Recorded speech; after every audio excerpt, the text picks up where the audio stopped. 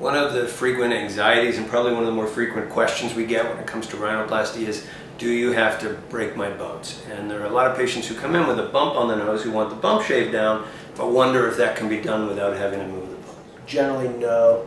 The real reason for that is typically, unless the bump is a really small bump, if you just go through and you rasp that bone down, you'll end up with a real sort of flattened appearance over the top. It's called an open roof deformity.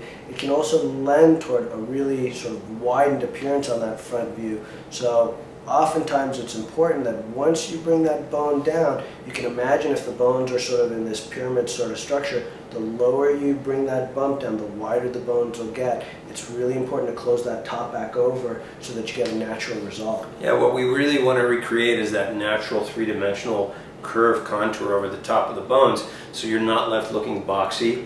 And in photos, that really shows up in some people who don't have the bones moved as having this very washed out kind of childlike appearance across the bridge. It's much better if you're having a bump of any size brought down to bring the bones in to really complete the operation. Yeah, and it's also important to understand one really important reason why oftentimes with these patients who have a bump, we will talk to you still about doing an open procedure.